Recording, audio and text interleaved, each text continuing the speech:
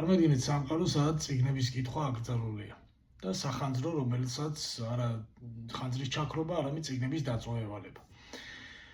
წიგნი, რომელიც დღეს მინდა წარმოგიდგინოთ, ეს არის კიდევ ერთი წიგნი, რომელიც წაიკითხო სანამ ცოცხალი ხარ სერიიდან გამოსული. ეს არის რეი ბრედბერის 451 ფარენჰეიტი. და რაზეა წიგნი? დავიწყოთ იმით, რომ ეს წიგნი არის ანტიუტოპიური ჟანრის რომანი, სადაც მოვლენები ვითარდება შორეულ მომავალში. დავიწყოთ სათაურით, რატო ქვია 451 ფარენჰეიტი, ეს არის ტემპერატურა, რომელზეც ქაღალდი იწვის. და მოვლენები ვითარდება როგორც ზემოთ აღნიშნე შორეულ მომავალში, სადაც განვითარებულია და ზედმეტად დახვეწილია ტექნოლოგიები. დღეს ეს შეიძლება არავის არ უკვირს, ბუნებრივია, თუმცა გასაკვირია იმის გამო, რომ ეს წიგნი გამოსულია 1953 წელს და ისეთი მოვლენებია ნაწილასამეტყველები, როგორც არის მაგალითად ის, რომ ბანკებში კლიენტებს ემსახურებენ არა ადამიანები, არამედ რობოტები, გამოგონილია მექანიკური ძაღლი, არის კედლები, რომელსაც ტელევიზორების ფუნქცია აქვს და ასე შემდეგ. და მოკლედ ყველა ალბათ გენიალური მწერლის ზოგადად დამახასიათებელი ნიშან-თვისებაც ის არის, რომ მას რაღაცა რიგითი დაბალი რანგის წელისგან განსხვავებით და რიგითი ობივატელისგან განსხვავებით შეუძლია რაღაც თვალსაჩინით მომავლის წინასწარმეტყველება. და სწორედ ამიტომაც არის რეი ბრედბერი გამორჩეული, ერთ-ერთი გამორჩეული მწერალი ჩემი აზრით. და რა ხდება აი ამ წიგნში? მოკლედ, სახელმწიფო სისტემა გადაწყვიტავს, რომ ადამიანებს, როგორც ყველა სახელმწიფოს თითქოს და დევიზია, რომ ადამიანები უნდა იყვნენ ბედნიერები და მათ ამას როგორც წესი ლოზუნგად წინასაარჩევნოდ იყენებენ ხოლმე. გადაწყვიტავს, რომ წიგნები აკრძალოს და დაწვას. და რატომ? ისინი თვლიან, რომ წიგნები ადამიანში ავითარებს რაღაც კრიტიკულ აზროვნებას და თავისუფლებისკენ მიდრეკილს ხდიან, რაც შემდეგში ხდება ადამიანების უბედურების მიზეზი. შესაბამისად, მათ უნდა დაწვან წიგნები.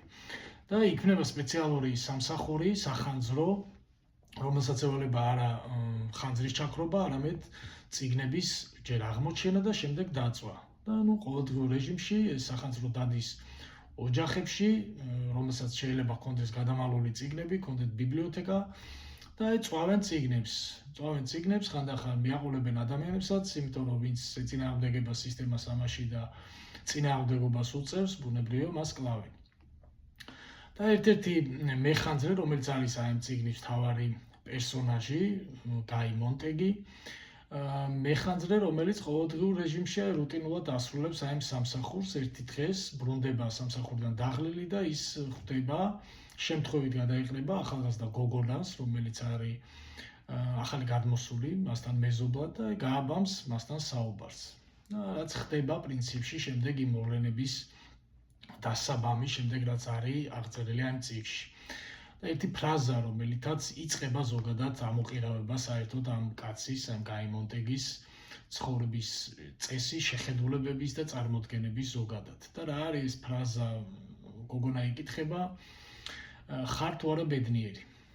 და ეს არის სრულიად შემზარავი ერთი შეხედვით, რაღაცა იმდენად წარმოუდგენლად მძაფრი შეკითხვა მისთვის, უბრალოდ მას აქამდე ნაფიქრი საერთოდ არ ჰქონდა ამაზე. ის ცხოვრობდა ერთი შეხედვით თითქოს და ბედნიერად, მას ჰყავს ოჯახი, ცოლი, რომელიც არის რიგითი სტატისტიკური ობივატელი, რომელთანაც დადიან მეგობრები, დაქალები, კართობით ერთობიან რაღაც ისეთი სწრაფი დოფამინის მიმღები გართობებით, როგორც არის მაგალითად დღევანდელ სიტუაციაში, დღევანდელ სამყაროში ეს არავის არ უკვირს, სოციალური ქსელები, რომელიც იქცა რაღაცნაირად ერთგვარად სწრაფი დოფამინის მიღების მექანიზმად. და იმ დროს ერთობიან ეს ცოლი და მისი მეგობრები თითქოს და ერთი შეხედვით და ისინი არიან ბედნიერები, ლაპარაკობენ თითქოს პოლიტიკაზე, ხელოვნებაზე, მაგრამ ეს ერთ შეხედვით ყველაფერი არის ფასადური და ილუზორული სინამდვილეში. ყალბია ის გართობა და ის მოჩვენებითი ბედნიერებაც, რაც თითქოს ამ ადამიანებს ახასიათებს. ისინი საუბრობენ, თუმცა ეს საუბარი არის დამსგავსებული რაღაც მექანიკურ პროცესს, უბრალოდ იმას, რომ სიტყვებით შეავსონ უხერხული დუმილი, რომელიც შეიძლება მათ შორის დამყარდეს და სხვა არაფერი. და ყველაფერი ამის გაცნობიერებას და დაკვირვებას და პირველ რიგში საკუთარ თავზე დაკვირვებას იწყებს მთავარი პერსონაჟი, რომელიც მუშაობს იმ სისტემაში, რომელსაც ევალება წიგნების აღმოჩენა და დაწვა. და ის დაფიქრდება იმაზე, რომ არის თუ არა სინამდვილეში ის ბედნიერი ამით. არის თუ არა ბედნიერი იმ საქმით, რომელსაც ის ემსახურება და იმ ოჯახით, რომელიც მას ჰყავს და იმ საქმიანობით, რომელსაც ის ყოველდღურად აკეთებს და შესაბამისად ის იწყებს მასში აღიძვრება ეს სკეპსისი და ის იწყებს აჯანყებას, ერთგვარ ამბოხს სისტემის წინააღმდეგ და ბუნებრივად მას უწევს ისეთი ნაბიჯის, ტრაგიკული ნაბიჯის გადადგმაც კი, რაც მოყვება სისტემის წინააღმდეგ ამხედრებას.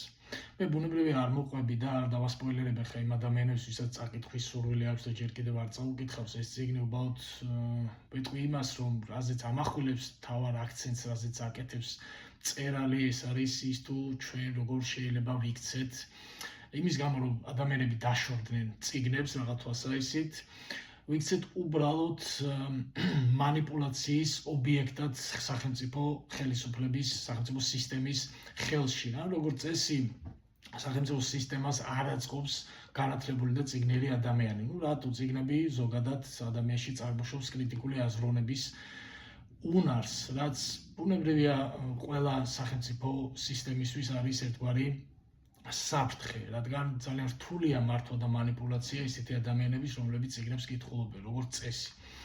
და ის შეთავაზებული აქვს სახელმწიფოს ადამიანებისთვის ისეთი მარტივი გასართობები, რითაც ხდება მათი მანიპულაცია და მართვა ადვილი და შესაძლებელი. მათ თავაზობენ ძალიან მარტივი და ისეთ სწრაფი დოფამინის გამომუშავებელ გასართობებს, რითაც ისინი ემსგავსებიან უბრალოდ რაღაცა ისეთ მექანიკურ არსებებს და მათში უბრალოდ ჩაკლულია კრიტიკული აზროვნებისა და თავისუფლების სული.